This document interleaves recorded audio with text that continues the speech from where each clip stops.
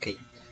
Good day, everyone. I am John Lawrence Notra, and this is my midterm portfolio and Proc Edoc 10 work-based learning with emphasis on trainers methodology. So this is my TESDA qualification in front office services in situ. So this portfolio simply complies my outputs, all my outputs on the training needs analysis, including TNA portfolio, forms 1.2 and 1.3, training plan, and the training facilities. Today, or this time, I will just walk you through each part and explain how they are connected in the CBT process in TESDA. First, the TNA portfolio. Okay, so this part presents the overall analysis of the training needs in the front office services qualification. I started by identifying the target learners, their current competencies, and the required standards based on the TESDA training regulations. So the goal of this portfolio is just to bridge the gap between what the trainers currently know and what the industry actually requires. So here, you can see the summary of findings which help me identify which skills must be prioritized during training, for example, cashiering, reservation, and guest relation. So this analysis guide all the succeeding forms and plans of the portfolio. Next is the TNA 1.2. Here. Sorry. So the TNA 1.2, this table helped me identify the gaps between what the trainers can do and what they still need to learn. For example, trainers can handle basic check-in but not computerized reservation. Ito yung usually nilang hindi pa sila competent, and they need to become a training need. So the role of this form, all of this form, long form, is to make the training more focused and competency-based, which aligns with TESDA, CBT, Principle of Addressing Actual Workplace Requirements. Yan. Haba niyan because I analyzed each of them, what are their current competency and what are the competencies that they are still need to learn. They are still need to practice and masterized. Let's come now to TNA 1.3.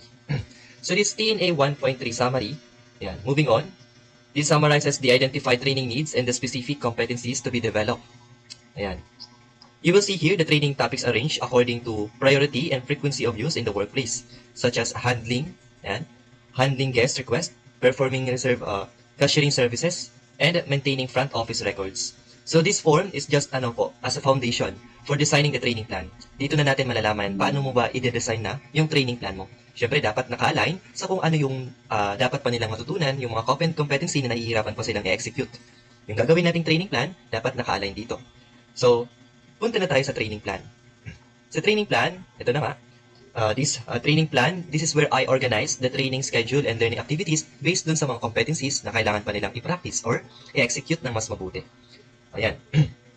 So this unit of competency, the training task, mode, method, assessment of method, like etc. Date and time. So each unit competency, like cashiering concierge or reservation services, includes the specific activities mode of training, tools and assessment methods. So nakalagay dyan lahat. That's why we call training plan. For example, under cashiering, trainers perform folio preparation and reconciliation through hands-on simulation. So through this, the trainers facilitate and observes the performance while the trainee demonstrate the actual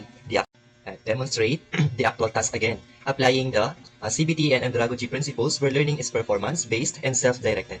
So sila mismo yung gagawa, magiging facilitator lang tayo or magiging guide lang tayo nila. Okay? So kapag na-design na natin yung training plan na yan, ito na yung susundin natin. Parang ito yung lesson plan or ito yung magiging foundation kung saan iikot yung trainees natin sa pag-practice or pag-execute dun sa competencies na need pa nilang gawin. And then next, kapag tapos na yun, pupunta na tayo dito sa training facilities. First, yung list of tools, equipments, and materials. Finally, this section lists the training facilities like yung tools and equipment used in front office services training. Okay, so this includes POS machine, yan, dito. And then the folio templates, computer reservation system, and front desk setups, all necessary things to simulate the real hotel environment. So para mas ma-anticipate natin ano yung nasa hotel talaga, kailangan natin ng mga tools and equipment. So having complete and industry-aligned facilities ensures that the trainees experience authentic. Ibig sabihin, parang nandun talaga sila sa situation or sa scene na yun na nasa hotel sila. Yan. Then after this one, to summarize, last, yung the trainers, record book. Dito yung, kung ano yung information nang meron sila, but yung naka-include na lang dito ay yung respondent na merong may maraming gaps. So dito tig-separate, tig-segregate yung mga competencies na kailangan niya pang i-execute or i-practice. So nilagyan natin siya ng date, kung ano yung task na gagawin niya para ma-hit niya yung challenge na to or yung requirement na to para maging pasok siya dun sa front office services NC2. Yan, nakalagay dyan kung kailan matatapos at kung yung remarks niya, magiging competent ba siya or still remain na magpa-practice siya.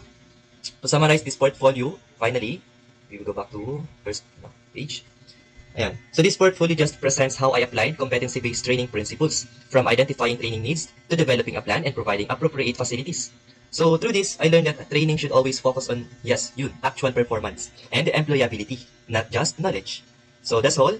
Syempre, dapat yung portfolio natin o yung training plan or sa ibang salita, yung training na dapat natin ibigay sa mga trainees natin, yun nga, dapat align and actual siya. So thank you so much for listening. That ends my presentation.